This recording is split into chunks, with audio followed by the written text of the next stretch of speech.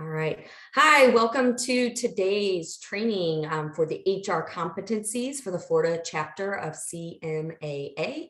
Topic of HR do's and don'ts for 2023. All right, so quick agenda, just a couple topics that we will be touching on today. Pre-employment and interviewing, performance management, the separation process, and some basics on your employee handbook. Real quick, here's a quick presenter introduction. First, you'll have Beth Shear. She's the managing director of the CBIZ HR service team.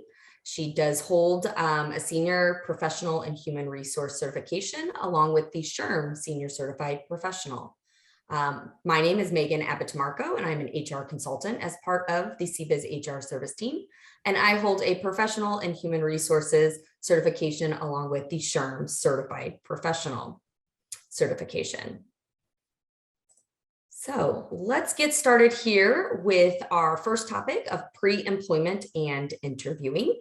So as you can see, we're starting off with the life cycle of an employee. So kind of the first steps to a potential candidate entering your organization. And just remember that we start off with the job posting, and that's potentially the first impression that a candidate has of your organization or your brand. So ensure that you have a smooth process and clean communication tools for the pre-employment and interviewing processes. All right, we'll pass it over to Beth to start on the topic. Thanks, Megan. So like she mentioned, I'll talk a little bit about the entire process to get you started, to get your new hires onboarded correctly and timely, while also kind of spending a few minutes on what it really means to onboard an employee. So first and foremost, you want to start with the very basics. The very initial step would be your job posting. First and foremost, while it's not necessarily the law, we would certainly recommend that you include an EEO statement in every job posting and on any job application if it applies to the position. And that might mean any posting that you have out there on any sort of job board, but also a paper application. You want to make sure you've got your EEO statement, as well as if you're using any sort of HR system or onboarding applicant tracking system, you want to make sure that your application truly does have that EEO statement included. This statement can be as brief as the few examples here. It can be a simple one-line general statement that we've got listed, or it can be that second paragraph there: XYZ company provides equal employment opportunities to all employees and applicants, so on and so forth, making sure that you're touching on every single protected class that's covered under your EEO. However, those are basic and pretty simple and mundane. Everybody knows that you should have them. Everybody should be including them, but that's very bland. I've seen, especially here in the last few years, where employers are really stepping into creating this EEO statement that speaks to your particular culture, to showcase that this is important to you as an organization, and that you're paying attention to this, even down to your hiring practices. I've looked at numerous job postings. I've looked at numerous applications out there when I'm doing due diligence for different clients, and this always speaks volumes to me, just from an HR perspective. Instead of having a very basic or bland statement, think about how you can incorporate your culture. A few examples that I pulled, just briefly, a few that I really like. HelloFresh, a company that you guys might be familiar with, their statement really draws into their culture and what they believe in. It states something along the lines of, "We believe that sharing a meal brings people of all identities, backgrounds, and cultures together. We are committed to celebrating all dimensions of diversity in the workplace equally and ensuring that everyone feels a sense of inclusion and belonging. We also aim to extend this commitment to the partners we work with and the communities we serve." So they go into really the depth of their brand and their commitment to diversity and inclusion. Another one that I really like to make it simple, but also bring in your culture aspect from Momentive AI. They state, we celebrate the unique differences of our employees because that is what drives curiosity, innovation, and the success of our business. We do not discriminate on the basis of race, religion, sex, and then they go into the whole the whole gamut of protected classes there, as you see in our outlined version here. But think through what you want that how you want to speak to your brand in your EEO statement. It truly does make an impact to those diverse candidates who truly are looking for that culture or looking for that organization that has a culture that is welcoming to that respect. Headed into a few other notes on pre-employment, just a few basics here, making sure that you've got interviews, your interview process is set up properly. You want to make sure who your team of interviewers are before you dive into needing to have those interviews set up, whether that is peer interviewers, management level interviewers, how many steps in your interview schedule. And then a few notes on your application and pre-employment screening. So your application, you want to make sure if you are using an actual application or if you're using a few questions on an online board to apply to your position, make sure that you're not asking any questions about previous employment compensation.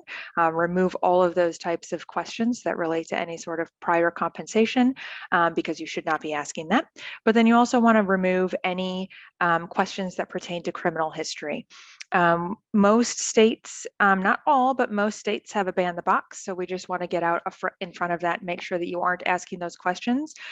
You'll find that criminal history when you do your background screening. So jumping into pre-employment screenings, you want to make sure that if you aren't doing background checks, I always recommend that you do. It's best practice. Drug screenings are a different type of situation. If you do them, does it only pertain to certain positions in your company, or should it pertain to everybody? But those background checks tying back into that criminal history, that's where you're going to see that history. But you want to make sure that you're getting that information only from your background check, and that depending on what the situation is, that you're taking into account, can you actually use that history to make an actual employment decision? So depending on misdemeanors, depending on felonies, depending on what the infraction was, depending how long ago it happened, does it pertain to the work that they're going to be doing for you? All of those things need to be considered when you're looking at criminal history. And then I get a lot of questions from different employers who ask about personality testing. While it's good in theory and great for your actual employees, I always recommend that you don't do any sort of behavioral or personality testing until you actually have an accepted offer. And typically best practice in my book would be to do that type of testing with your employee during their first week of employment or during the first couple weeks of employment. That way you're not basing your employment decision on anything that came back from that personality test. We don't want to create any sort of unconscious bias wherever it might come up in this entire pre-employment practice. Next slide. So as you're finding quality candidates, that is an age-old question, especially nowadays. As we've moved through and currently are still in this great resignation period or the great resignation, and then the flock of employees back to their former employers, it has been nothing short of pretty intense in the market, in the job market over the past couple of years. If you have been looking for people or if you've been trying to find quality candidates, we're all in that same boat. In addition to how the market has increased compensation quite a bit, we're all probably struggling a little bit. There's candidates out there, but where are the right candidates? So a few things to keep in mind. Efficient recruitment practices are key. And by that, I mean, if you are using any sort of HRIS where you've got an applicant tracking module or a recruitment module that you can utilize and you're not, certainly look into that, see if that can be key to you. Having that in place can really limit your time spent on the pieces of the pre-employment process, but also helps the candidate, right? They apply in your system, you get an email, you can review their resume, their application, whatever the case may be. You can send an immediate, system generated response that says, thanks for your application. You can send hey, thanks for your patience, we're still reviewing, and that thanks but no thanks, if that gets to that point, all through the system. Or if you found your candidate and you want to hire, then you have all of the information you need to just flow them into your hire and onboarding steps within the system. So definitely making your process as efficient as possible if you're using a system. If not, if you don't have that capability, certainly there are different things that you can tag different players within internally in your process that can do the reach out. Thanks for applying.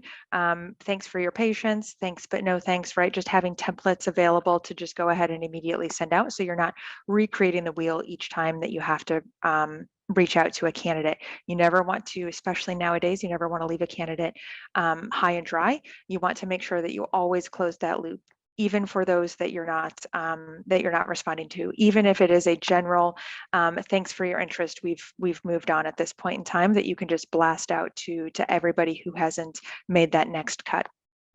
Referral programs are also a great way to find quality candidates. If you have the capability to either revamp a current referral program, to just blast it out to your employees, hey, don't forget about this. Here's the bonus that you get if you bring in a quality candidate and they stay with us for 6 months, a year, whatever that time frame is, or even just creating that referral program. If you're able to create some sort of bonus for anybody who does bring in a quality candidate, obviously want to always tie in, the fact that new hire has to stay for 6 months or a year, whatever the case may be, for that bonus to be paid out, so that it does make sense for that current employee to want to refer somebody who truly is going to be a quality employee for you.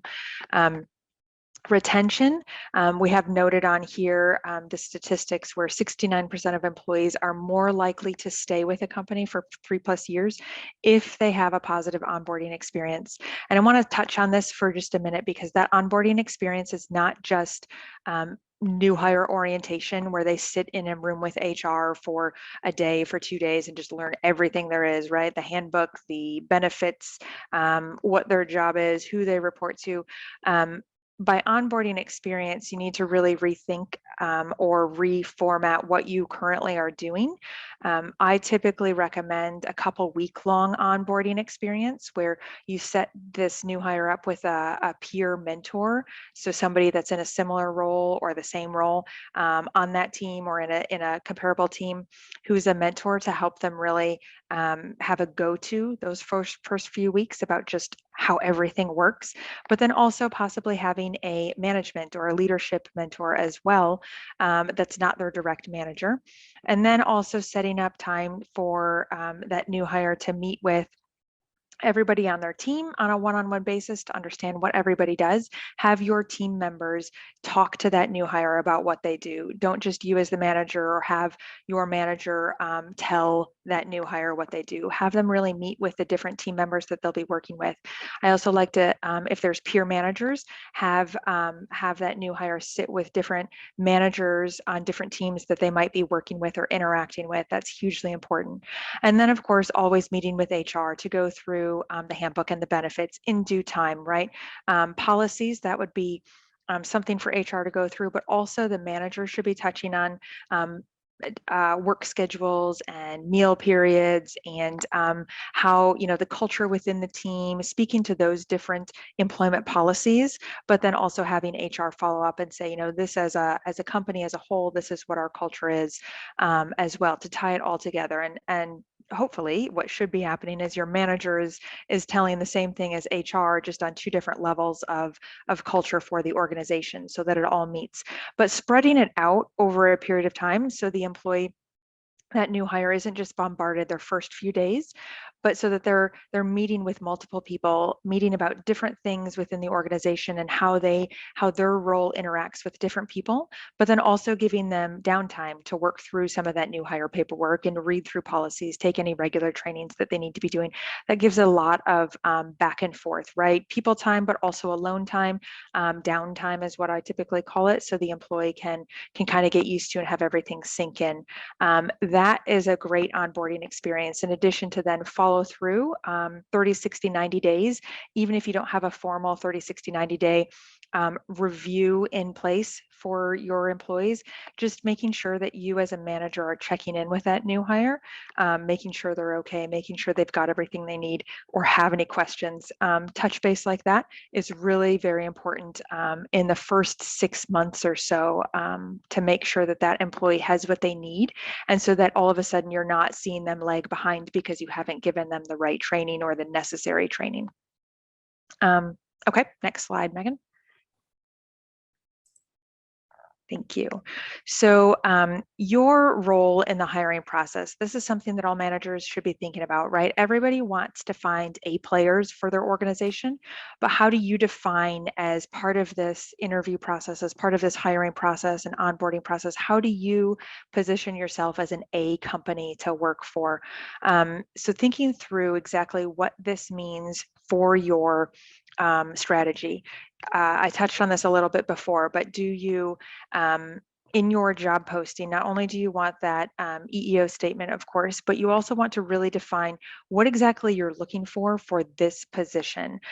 Have you used this job posting previously? Does it need to be revamped? Have job duties changed? Make sure that you're looking at those before you're posting them out there, just as a quick needs to get done type of thing. Make sure that you are spending the time to revamp. Are you looking for experience? Do you require experience and certain technologies to be used, or are you okay with training somebody who doesn't have as much experience? Make sure that you're defining that in your actual job posting so that you're attracting the right candidates.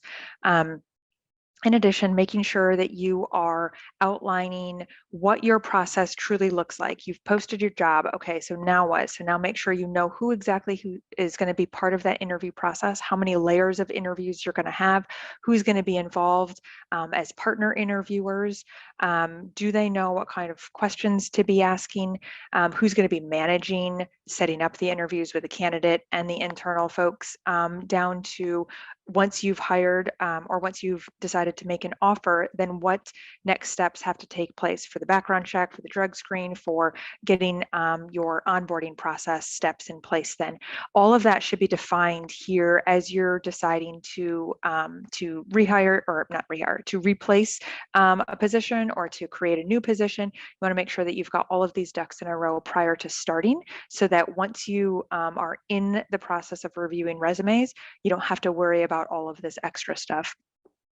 A few things about interviewing. You definitely want to make sure that anybody who is going to be involved in that interview process is trained in interviewing. And this doesn't have to be any sort of formal training, but it definitely has to be an understanding for those interviewers on the right questions to ask, the questions not to ask, because there is a difference, and we'll talk about that in a few slides here.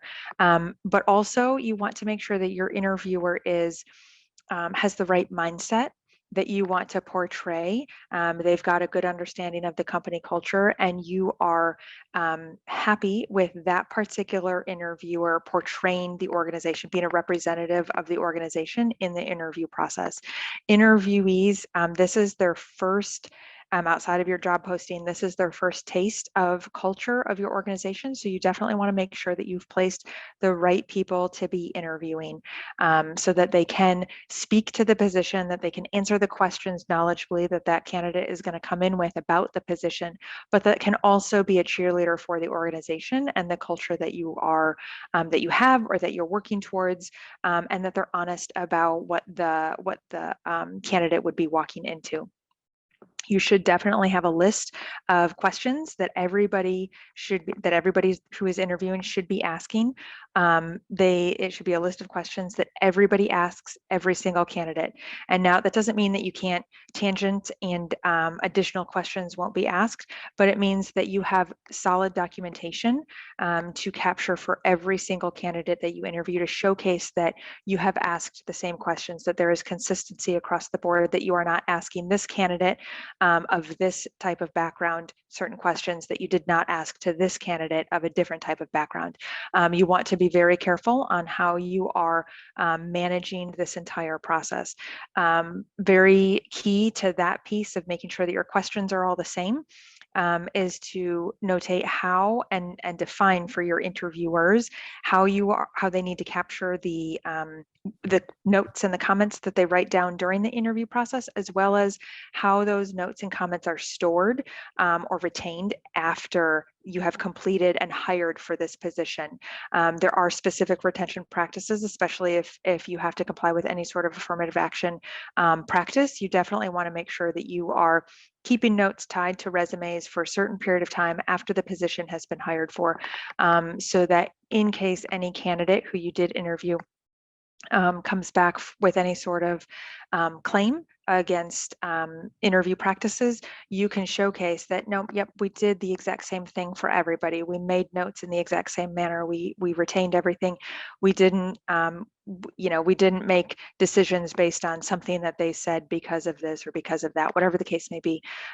Those are very important pieces to make sure that your interviewers are aware of on how to retain everything after the fact. Next slide. Thanks, Megan.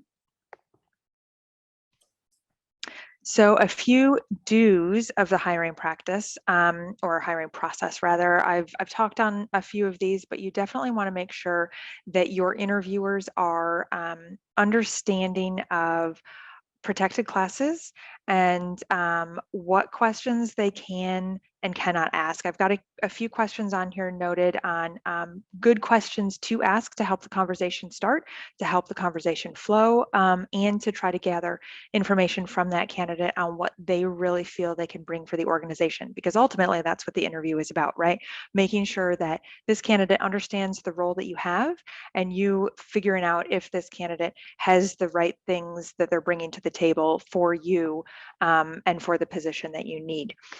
So you definitely want to make sure that any interviewer, whether it be peer interviewers, you've got members of the team who should be interviewing this candidate, up to different managers throughout the organization that you might bring in, or different supervisors or leaders that you might want as part of the interview process. You want to make sure that they have a good understanding of this position so that they can answer those questions, so that they can make a good decision on, can this candidate really do the job that you need them to do? A few really good questions that I always try to incorporate into my interviews, making sure that you are asking that candidate, what made you apply to this position? I'm always very curious to know why or what about my job posting or my company interested a candidate. I'm very curious. This should bring out and should outline to you if they've done any research on the organization, and how much research, or did they just breeze through your posting and that's it?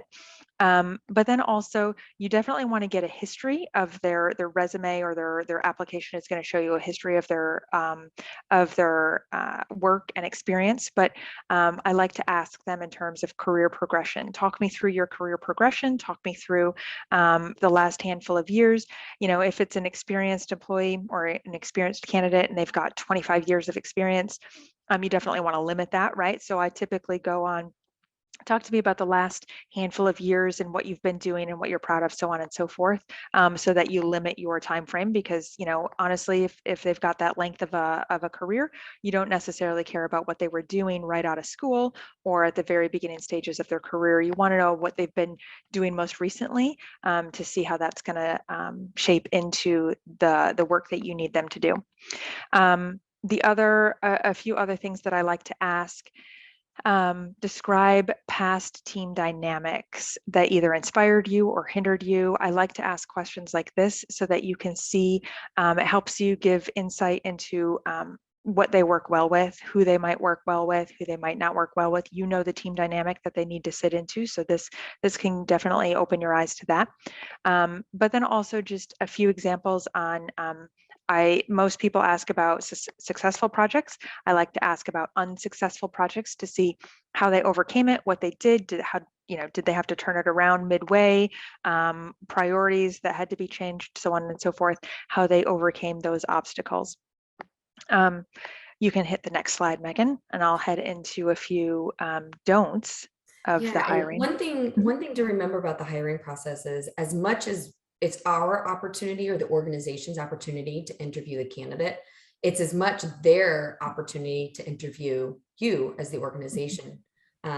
You want to find the best fit or the best partner, and it's got to be a mutual relationship or partnership.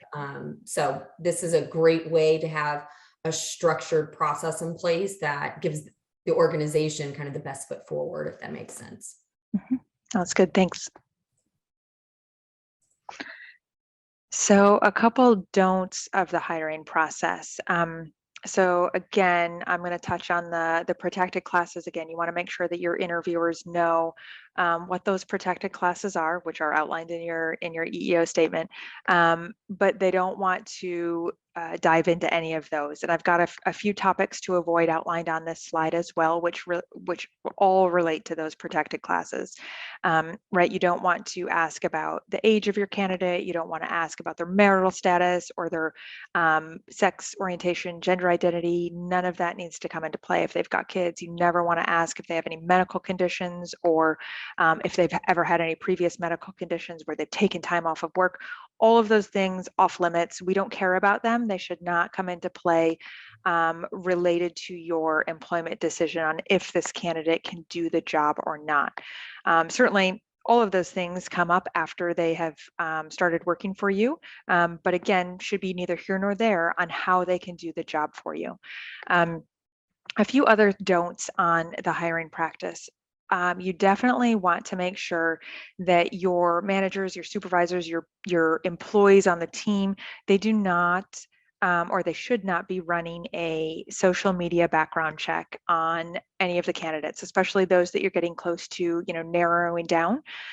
Nobody besides HR should be doing a social media check because there are certainly, we all know the dangers of social media, right? But you don't want anybody on the team or anybody who is going to be involved in the hiring decision, to see something on social media from this candidate that is going to provide information on any of those protected classes, or even help formulate an opinion, right? This is unconscious bias, where they see something and it might not agree with something that hiring manager agrees with or doesn't agree with, and then all of a sudden they've got some unconscious bias that they don't even know is there, right? Unconscious, but that's going to play into their hiring decision. So I always discourage anybody except HR doing a social media check, and quite honestly, from an HR perspective, I don't even like to do a social media check because it shouldn't. There are things out there that that can showcase who a candidate truly is, but at the same time, if they've got the skills and the abilities to do the job, that's what my hiring decision should be based on. The fact that they can do the job and be part of my organization and be a good culture fit. A few other things that you do not want to do during the interview process, during the hiring process: do not make any guarantees. Don't make guarantees of employment. Don't make guarantees of compensation. Guarantees are strictly off limits for sure when you're talking to candidates, when you're going through this interview process. But you also don't want to waive a pre-employment test that's required for everybody else. You don't want to waive a drug screen. You don't want to waive a background check. Those things should be off limits as well. So those were a few don'ts. Go ahead and skip to the next slide, Megan. So pre-employment checks, I know I've touched on these a little bit, but I'll go into a little bit more detail. So I always recommend background checks from an HR perspective. It gives you a good base. It gives you a good review of criminal history where you can't get it elsewhere. But again, not that your decision can be based on anything that comes up in that criminal history, but it is a due diligence check for you as the employer to showcase that to the best of your ability, you have reviewed everything that you can to make sure that you have made a smart hiring decision for the safety of your employees who are currently employed with you. But you also want to keep in mind, if you're doing background checks, make sure you're doing it for everybody in the organization. Drug screens can be a little bit different, right? If you have to comply with DOT regulations, or if you've got drivers of some sort, or if you've got a certain group of employees who you want drug tested, but it shouldn't have to apply for everybody, you can pick and choose, but it has to be by position, right? It can't just be, yeah, this candidate needs to be drug tested, this candidate doesn't. It would be everybody who's hired in this position is drug tested, and then this group of employees isn't drug tested, right? You have to be very careful on how you're differentiating. I always recommend, if you're going to be doing drug testing, if you're going to be doing background checks, just do it for everybody. That way it's easy, it's done. You have covered yourself in that precedent. I always also recommend running background checks and or drug screens or credit checks through a third-party vendor. Makes things so much easier for you. And also, if there's any adverse action that needs to take place, you can always run it through that third party and you don't have to manage that process. What the one big thing to remember, and I cannot stress this enough, is to make sure that if you are doing background checks and drug screens or credit checks, whatever the case may be, that you are doing them after you have made the offer to the employee, but before the employee has actually started. You want to make sure that you have all results from any background checks or drug screens that you're doing returned to you and reviewed prior to starting employment. So even if you say, okay, here's our offer, start date is 2 weeks from now, but you don't have the background check back yet, best practice is to push out that start date until you have the results back from that background check. Because if that employee starts working and you don't have those checks back yet, and then something shows up on that background check that truly does allow you to make an employment decision to not hire that employee, if they've already started working for you, it's not as simple as just terminating their employment. At that point in time, you have to go through the entire adverse action process, which is a 2 to 3 to 4 week process to work through with that employee to lead to termination. And it truly is a process. It is not a simple, we can terminate you because we found this information on your background check. At this point in time, you've already started them working. So you have essentially said to any court that you didn't care about the results of that background check. And so then if you didn't care about it, then we can't use it in termination. So that's why that adverse action process is in place. But it can be lengthy after you've started somebody working without getting those results first. In addition, again, social media, I can't stress this enough. Make sure that only HR, if you're going to do a social media check, only HR should be managing that check. And then making sure that if there is anything out there, that they are passing it on in a proper format to make a correct employment decision. Again, there's not much in the way of social media that you could find on social media that would stand in court to allow you to not hire somebody from what you found. So just be careful on those social media checks. Again, I try to just eliminate that from the whole pre-screening and interviewing process so that you're not making a discriminatory decision on not hiring somebody. And another best practice for the pre-employment checks, just want to point out, is ensuring that you have a signed acknowledgement from the candidate releasing the information to the organization. And of course, you can usually get templates through a third-party vendor. And again, that just allows you to really reduce and mitigate some of the risks that the organization has, that you're allowed to ask for this information and of course make a business decision based on the results of it. So keep that in mind as well. Yep, no, that's a great point. Thank you. Okay, want to move on? All right, let's take a moment here to talk about performance management. And I know, at least in my experience, you either love this topic or not so much. So as Beth dives into it here a little bit, you'll be able to kind of create your own opinions. But just remember that the true link of performance management is onboarding the link between onboarding and separation is performance management. Thanks, Megan. And I'm one of those people who really truly loves performance management. And this encompasses everything from your disciplinary process, right? Your warnings and your performance improvement plans, but it also speaks to your annual performance reviews if you have those, or your biannual, or your one-on-one meetings with managers and their employees, their direct reports. All of that is what we talk about when I'm going to speak to performance management here. It is not just the bad things that we're writing our employees up on. It is everything. And I can't stress enough that performance management is super simple in the fact that it is merely the communication. As long as you're communicating with your employees, then you will always be on top of their performance issues.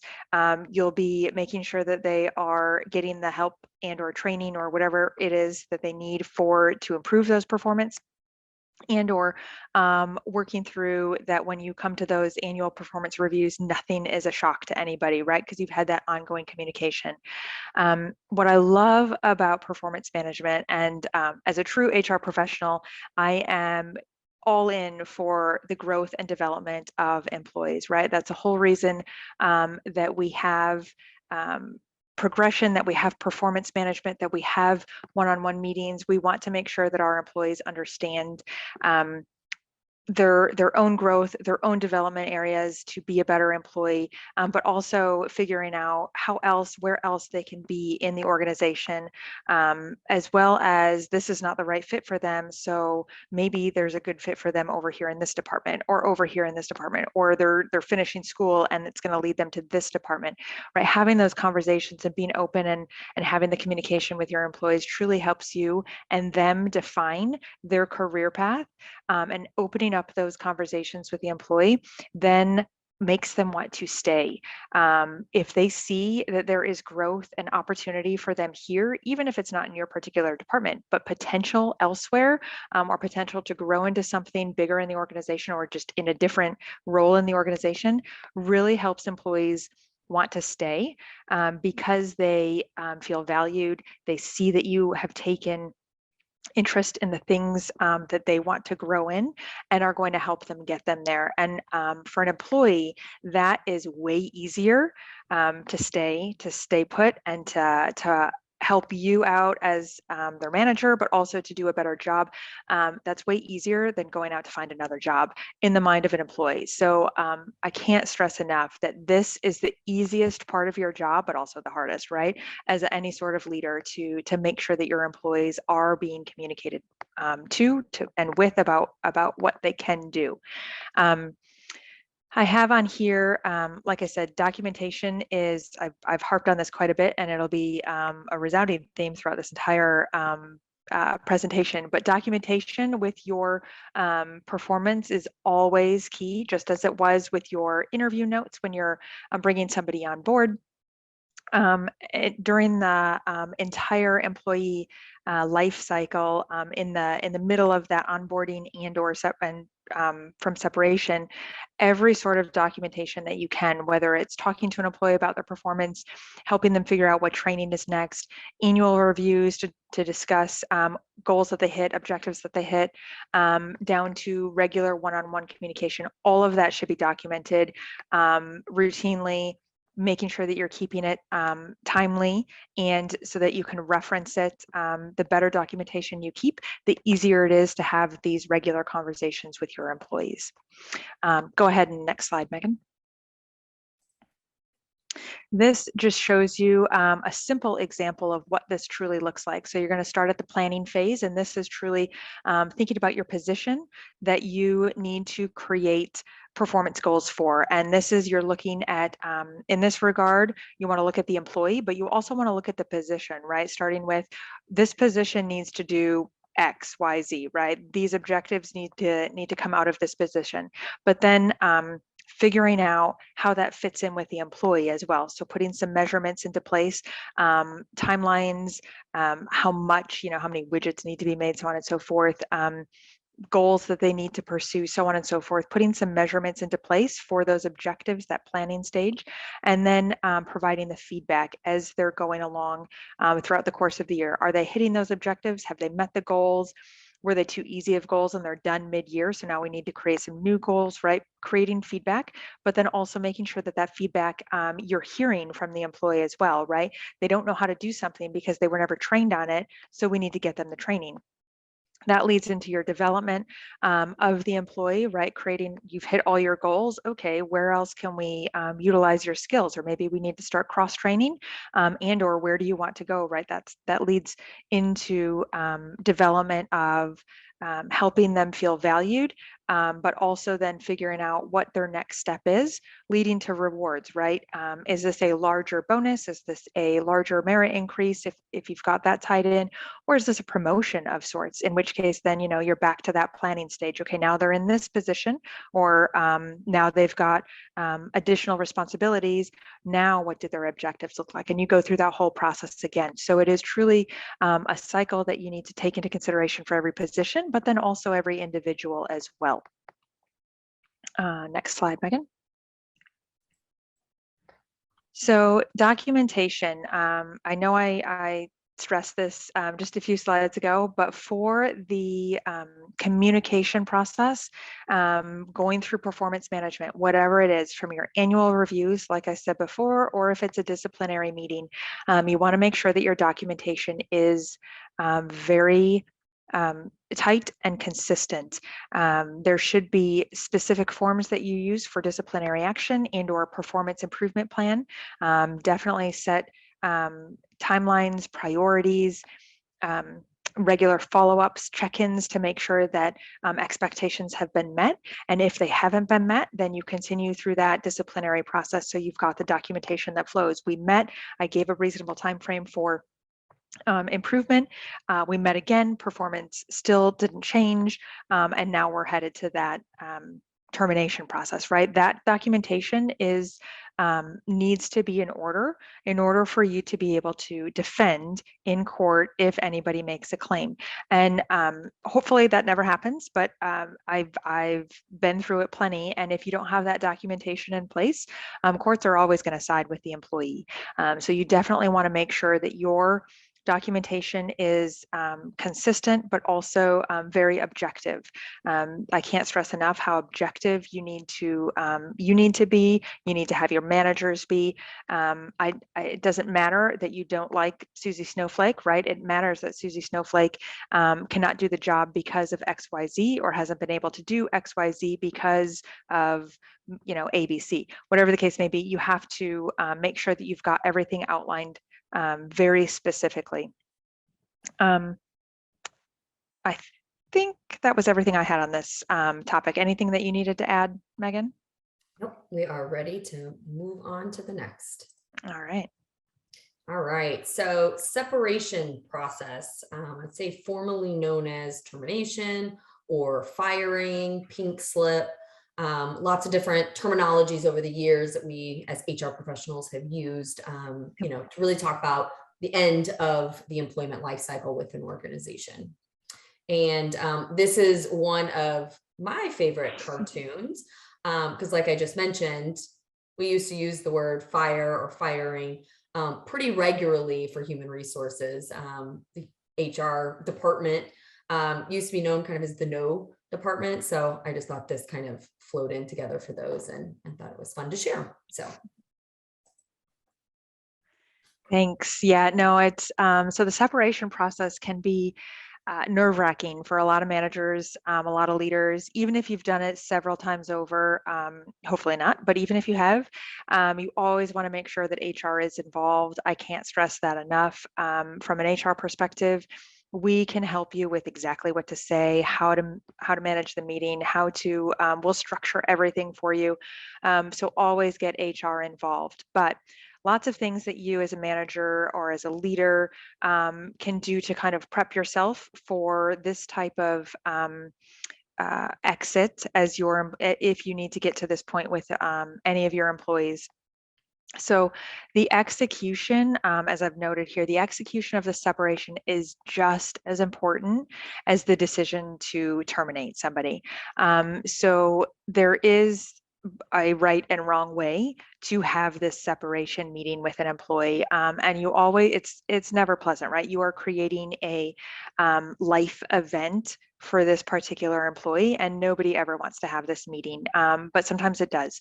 So you definitely want to make sure that, again, here comes my documentation spiel. This termination should never be a surprise to your employee, right? They should know that this is where it's leading to because you've already had conversations about their performance, about priorities, about setting those expectations, giving them the time frame to change, to make corrections, to be better with their behavior, whatever the case may be. And now they're not, and so now here we are at this point. So it shouldn't be a surprise.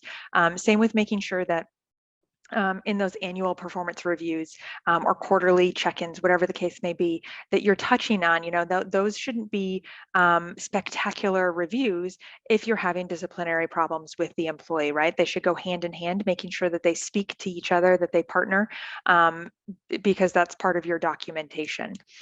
In a separation meeting, it's got to be quick, right? 10, 15 minutes, no longer than that. This is why I always stress that you should have somebody. I've got another slide that says this here in a few minutes, but you should always have somebody in that meeting with you. But also be compassionate and give this employee some dignity, even if you don't see eye to eye, even if they are super angry and shouting at you. I've seen it all in these types of meetings, but you still want to be compassionate, right? Again, you have just changed this period of their life, and so you want to make sure that you are cognizant of that. Go ahead and click to the next slide. Yeah, and just one other thing to note here is I don't think there's necessarily a roadmap for the execution of this part of the process. Obviously, a separation process, the more prepared you can be for that meeting. But they each take a different turn. It really depends on how that terminated employee takes the information, digest it. And you have to determine what is going to be the least risk to other employees, least risk to this employee, and getting them off of your property. It may not allow them to go back to their locker or their desk to collect their belongings. And that may be a responsibility of you as the manager to do afterwards, and then coordinating some time to get this, the documents or personal belongings back to the employees. So again, you can have a plan to let them go back to their locker, but again, the meeting could take a different turn. And the goal is to get them off property without incident. If you think there's ever an incident with an employee, best practice might be to, alert a local authority of sorts if you need their assistance with this type of a meeting. So, Thanks, Megan.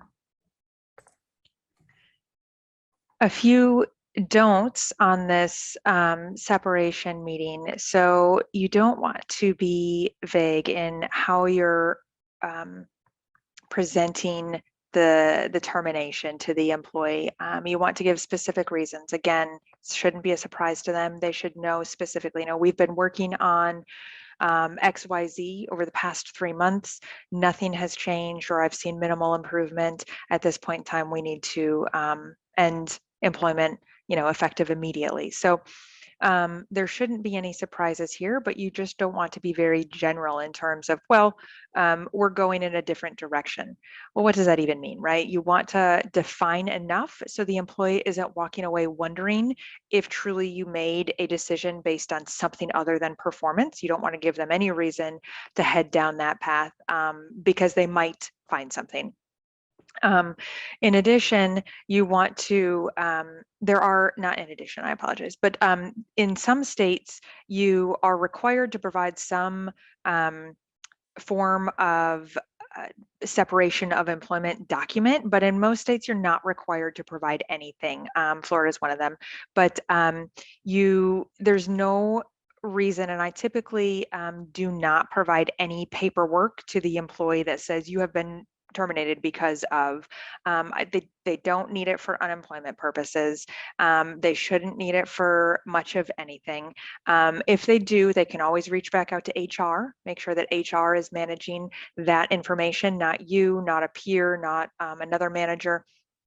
HR should always be handling that sort of request, but you don't necessarily need documentation to the employee that says you've been terminated because. However, I always I require, but I always recommend to my clients that they provide some sort of documentation on what happens with your final paycheck, what happens with your benefits, are they eligible for COBRA? Here's contact information for us. Your W-2 will be mailed to you. All those little snippets of information that somebody who's leaving the organization should know. It's all outlined in your handbook, but they're not going to find that after they leave. So I typically try to provide a 1-2 pager document that I let them go with and say, if you've got any questions, here's the contact information for HR if you've got questions after you leave today. In that manner, then they're leaving with something it's going to most likely answer all of their questions, but it's nothing specifically on your reasons for separating. The other thing, it should go without saying, but I'm going to say it anyway. Don't come in and attack the employee, right? You don't want to make comments on their attitude or how they weren't working with the team very well, right? We don't want to disparage anybody for sure, not unless, but I can say that if you are terminating based on the fact that they did have an attitude problem and that was your performance, process with them, you can speak to that, right? Your attitude has not been great. We've talked about it. You can't seem to be positive. You continue to bring everybody in. If that was the performance piece that you were working through with them, then obviously that's what you would be speaking to here as to why you're separating employment. Lastly, I always try to tell managers not to apologize. It's second nature to just go ahead and apologize because, again, you've created a life event for this employee, and it's going to be tragic for them for the next few days, the next few weeks, months, however long it takes them to find another job. However, while we do want to be compassionate about what we did or what we are doing in this separation meeting, we don't need to apologize for a business decision. Again, at the end of the day, you have made a business decision based on the fact if this employee did or did not do the job. You need the job to get done. That's why you hired them in the first place. If they're not doing it, you need somebody else to get the job done because the business still needs to operate. So you do not want to apologize for making a business decision. In addition, you don't want to punish an employee for exercising their rights under FMLA or workers' comp. That can come across as retaliation. So if you've got an employee who has filed for FMLA or a leave of absence or made some sort of workers' comp claim, and then all of a sudden you're like, oh, wait, I need to terminate that employee because they've had this bad performance, now is not the time. That's where you need to bring in HR and talk through them or talk through the performance issues with HR on how to best handle it with this particular employee, because you do not want to retaliate against anybody who has made any sort of claim under a protection that they might have, like FMLA or workers' comp or whatever the case may be. Always loop in HR. You don't ever want to have somebody come to you and say, hey, I might need a leave of absence. And then the next day you decide that you want to terminate them. That's not going to help you out at all and gives them really easy, instant access to file a claim that you're going to have a hard time fighting. All right, you want to go to the next slide, Megan? Okay, a couple more points on just making sure that managers are trained, your supervisors are trained, anybody who's going to be going through this process. Megan spoke to a little bit about this a minute or so ago, where you want to make sure that HR is looped in on any of these decisions. They understand that your reasons and have the documentation. They should have reviewed all of the documentation prior to setting up your separation meeting. I always stress that HR should be present, but the manager should be conducting the meeting. If HR is not present or there is no HR available, then you should always have a member of another management level present with you, so that you've got a witness. That witness is always key in these types of meetings. Again, you want to make sure that this meeting is very short, 10 to 15 minutes. And then those procedures for after the meeting concludes, this is what Megan had been touching on. Make sure you understand what happens next. Are you going to let this employee back to their locker, back to their desk to pack up their things and leave? Or do they need to exit immediately? Do you need to have security in place to help escort this employee out? Sometimes that's necessary, sometimes it's not.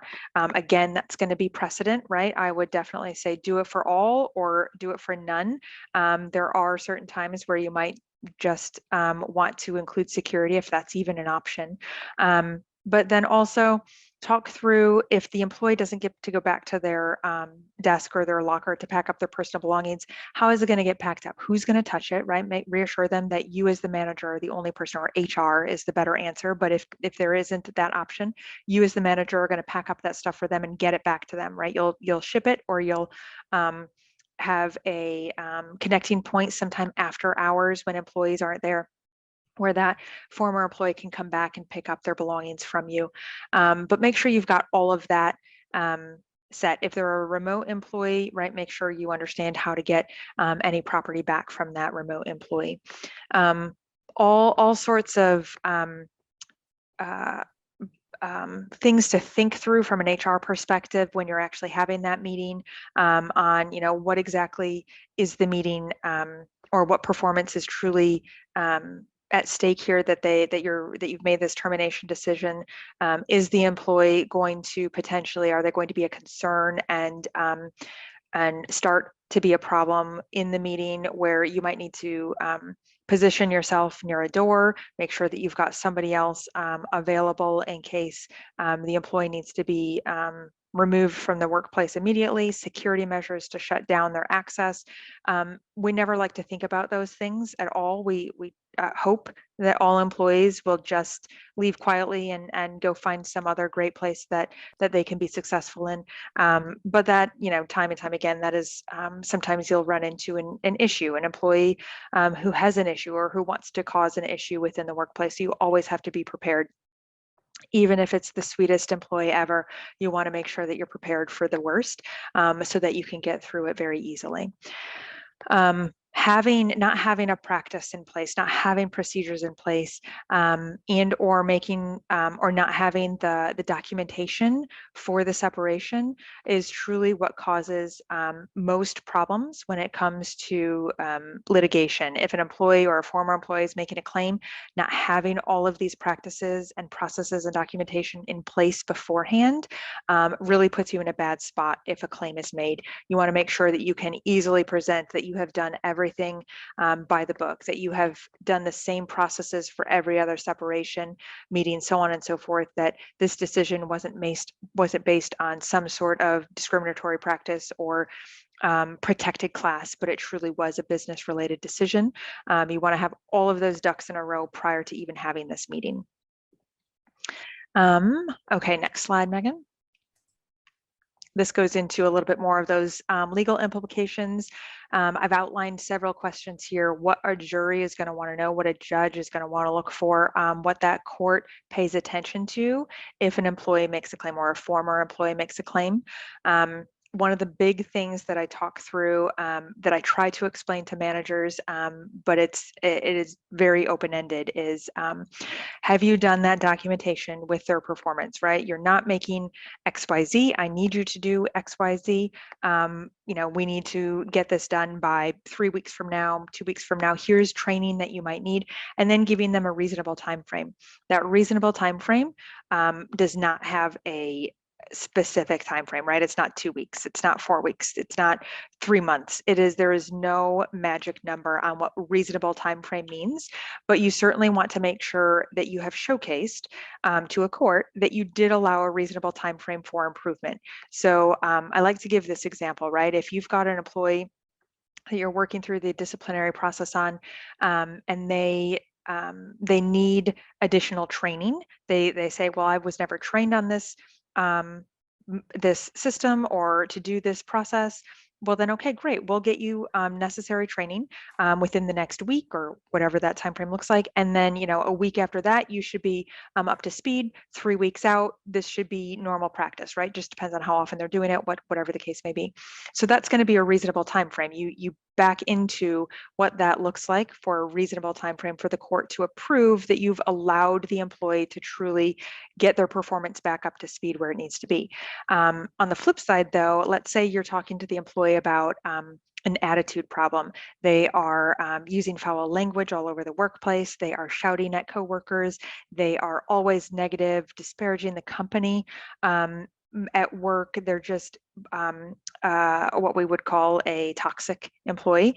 And that's what you're going through the disciplinary process on with them.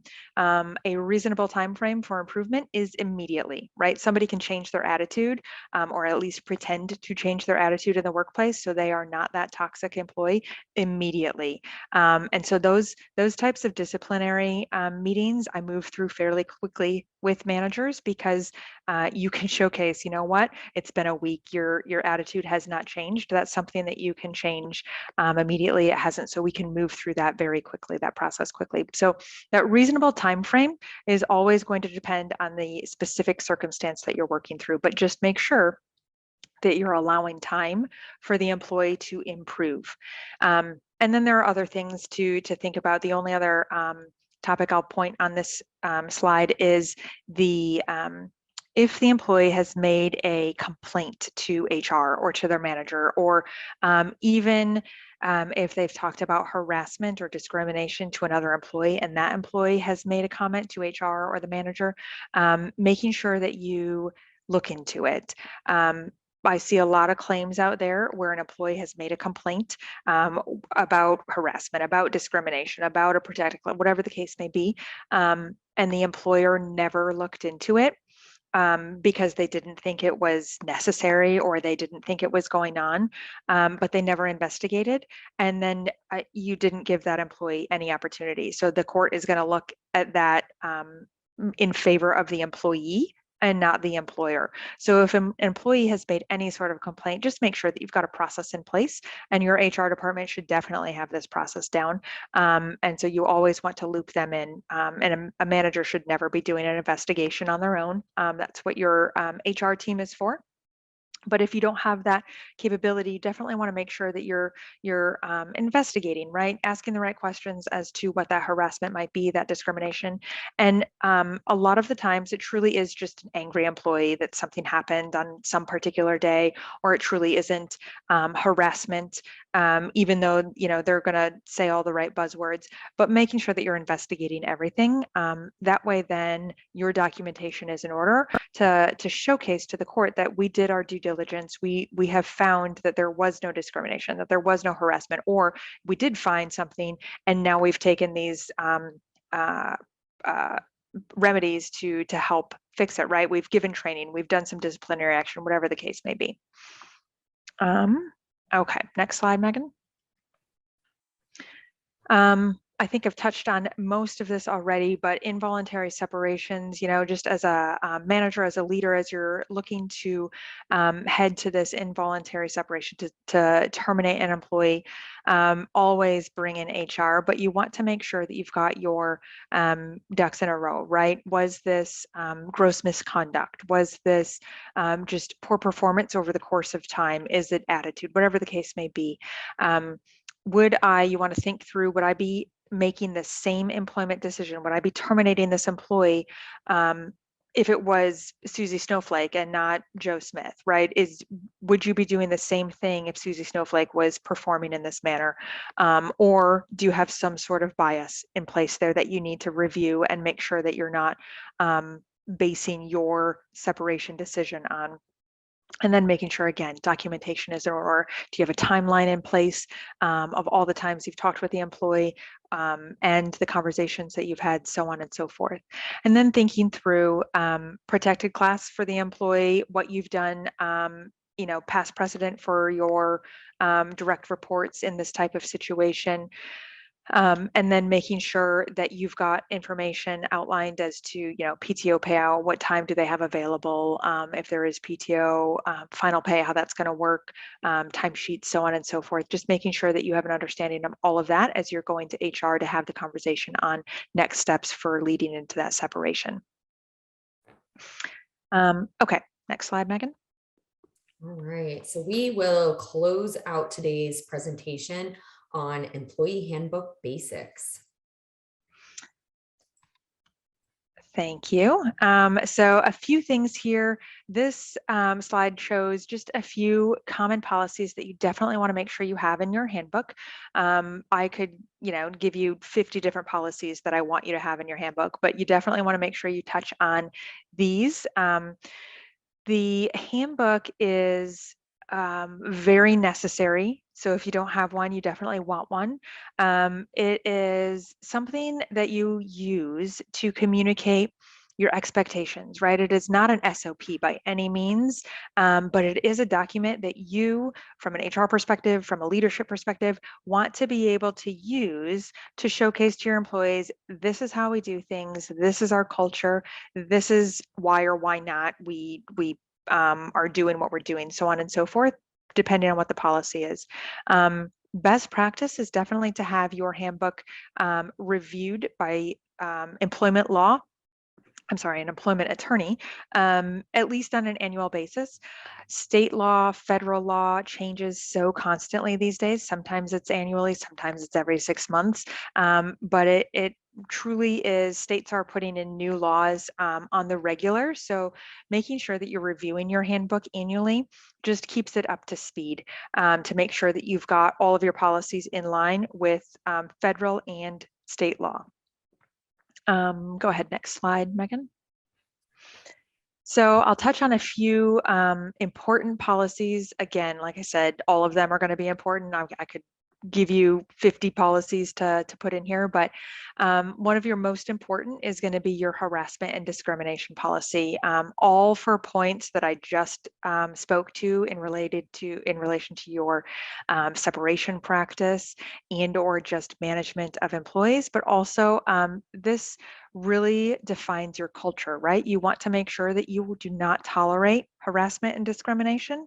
The policy that I write is typically a couple pages long for harassment and discrimination, just to make sure that we've encompassed everything. Specifically here, we've got outlined the verbiage here is how we start out exactly defining harassment. Again, harassment is going to look different. Discrimination is going to look different for every claim that comes through. And by claim, I don't necessarily mean an employee who has gone out and gone to the EEOC and made an actual employment claim. It could just be a complaint to the HR department or an anonymous hotline about something that they've seen, something that has been done to them, whatever the case may be. And a lot of the times, what employees are complaining about may not be specific harassment.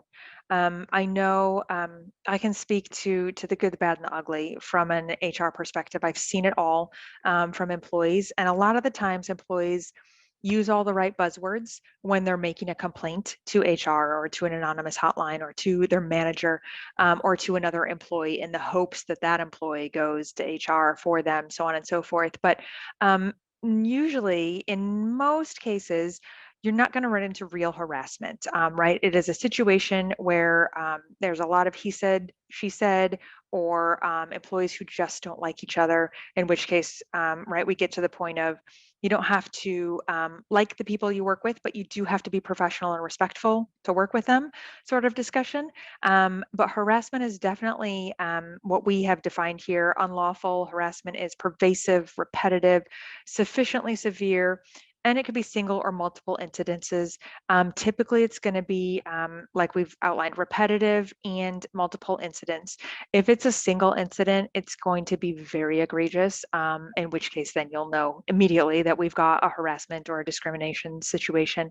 But more than likely, an employee is going to complain about something that Susie Snowflake said once that they were offended by, and Susie Snowflake had no idea that that offended somebody, in which case that's not necessarily harassment. Do you need to look into it? Yes. Do you need to make sure that Susie Snowflake understands that she shouldn't be saying that? Yes.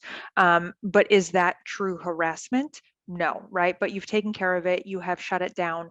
And so now you can go back to that employee and say, thanks for this information. We have taken care of it, so on and so forth. You can go ahead and click the next slide, Megan. So we've talked about social media in the interviewing stages, in the onboarding stages.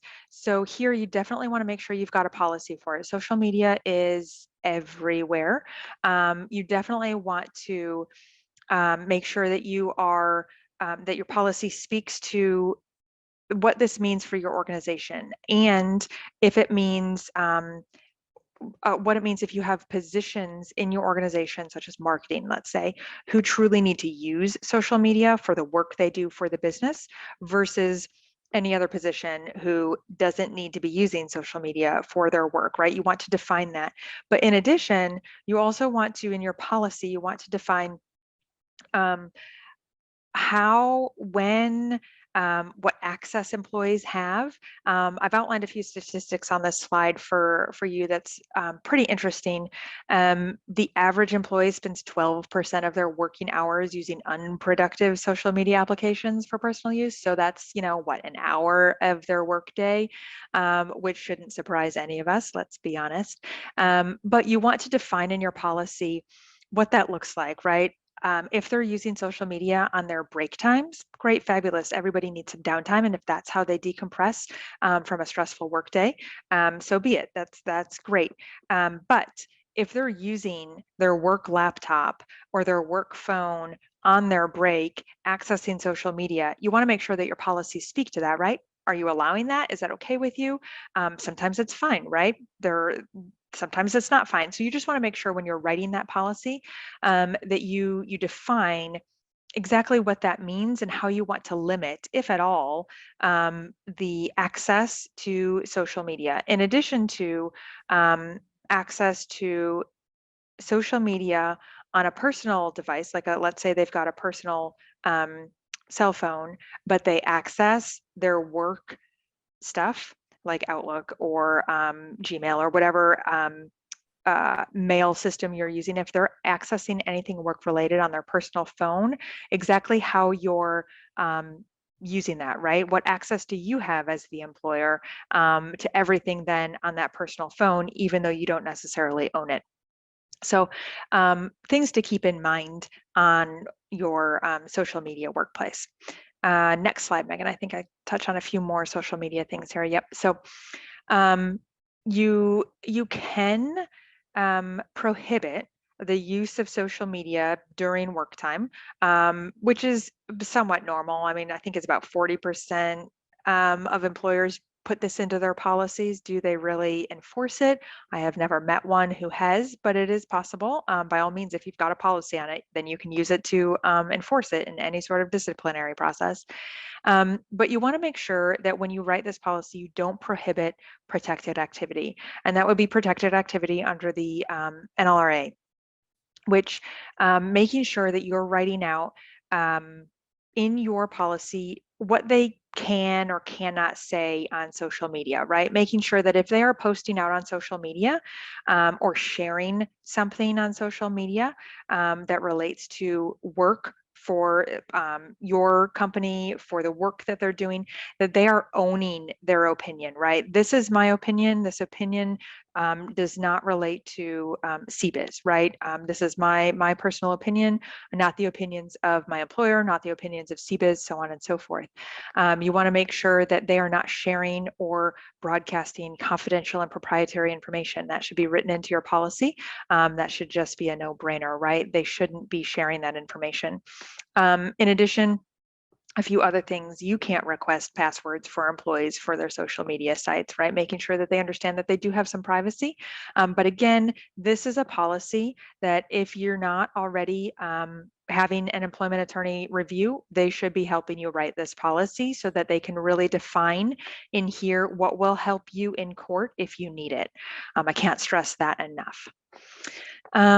Okay, next slide, Megan. This is another big policy. So your PTO, your paid time off, or vacation and sick, however you want to define this, make sure that you are encompassing everything that can possibly be touched in this type of policy. My policy on vacation sick time is typically 1 to 2 pages, just to make sure that we include everything in it, which sounds lengthy.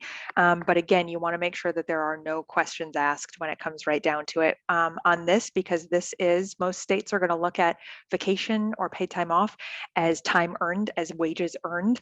And so you want to be very careful in how you word this. There are a lot of different state requirements around what you cannot do, what you have to do on sick leave versus vacation and PTO. So you just want to make sure that whatever your policy is in line with federal and I'm sorry, not federal law, with state law, and as well as any county or municipality requirements. Certain counties within states and or cities, municipalities have sick leave requirements that the state doesn't have. So you just have to make sure wherever you're situated that you are following all of the laws for your particular locations. A few things to keep in mind. Are you going to have just one bank of PTO, or do you want to separate it out between vacation and sick? There is no best practice. I've seen it both ways. For a while, everybody had vacation and sick, and then there were several years prior to COVID where everybody was running to PTO as one bucket, and now since probably a couple years pre-COVID, but now since 2020, everybody is somewhat backing away and doing vacation and sick time again, because most states are creating sick leave laws. And so having the separate buckets makes things easier to comply with state requirements. A couple other things to think through. Do you want an accrual basis every pay period, every month, or front load where you just give a bucket lump sum at anniversary date or at calendar year? And then if you do accruals, are you doing a max accrual amount? Are you going to do a rollover?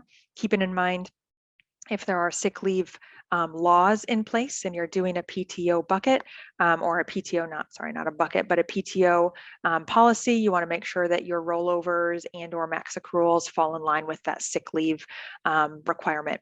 And then of course, things to think about, is this only for full-time employees? Is this for part-time employees? Again, that part-timer, most PTO and vacation policies, employers just want to stick to full-time employees only. But sick leave requirements, if there is any with the municipality or the county or the state, part-timers are typically included in that. So if you've got a PTO policy, you want to make sure that part-timers are included at least in the max requirement for any specific municipal, county, or state law. And then the different things such as payout at separation, you want to define that in your policy here so that you can always speak to it. Again, some states have specific requirements. I'll head into Florida here in a minute. The donation practice I put on here. So this is a request I always get from clients they want to put it in donation policy so that employees can donate unused time off to other employees if they need it, which sounds great in theory. Super nice of employees to be doing this, to want to do this, to be able to do this. I always recommend against it. There's so much on the admin back end piece of it. Whereas, for example, if you've got an executive or a higher level manager who wants to donate time to an hourly employee, you're looking at that donated time at the executive level pay rate, and then you have to correspond that into the hourly employee's pay rate. So that hourly employee is going to get a lot more paid time off than what the executive is actually donating. And then there's a boatload of tax implications that come along with the donation policy as well. So I try to steer clients away from that, just because my bigger question is, how come your employees have time to donate? Is your rollover too high? Is your accrual too high? Or let's be real, are your managers not just allowing the employees to take the time? Are they not taking the time because they are looking for a payout, or they overworked? The whole reason we have a PTO or a vacation policy is to make sure that our employees have the time off. So we need to dig further as to why are they not using the time? Why do they have so much available to donate? That's where I typically head instead of creating a donation policy. All right. I think that you can head to the next slide, Megan. Thank you. Okay, so this just outlines a few of the specifics that we reviewed for Florida. These topics, the paid sick leave, parental leave, training, all of these sorts of things are regular topics that we look at when we are writing handbook policies, just to make sure that our policies are in line with any state or local requirements.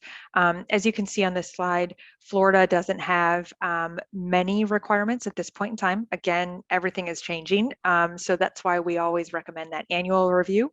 But truly, our clients were reviewing on the regular every 6 months or so, just to make sure that our policies that we've got for clients are in check. So you should be making sure that you're doing a review, making sure that you've got any sort of notification from HR or from state governments, local governments, making sure that you're getting notifications on new laws that might be being passed.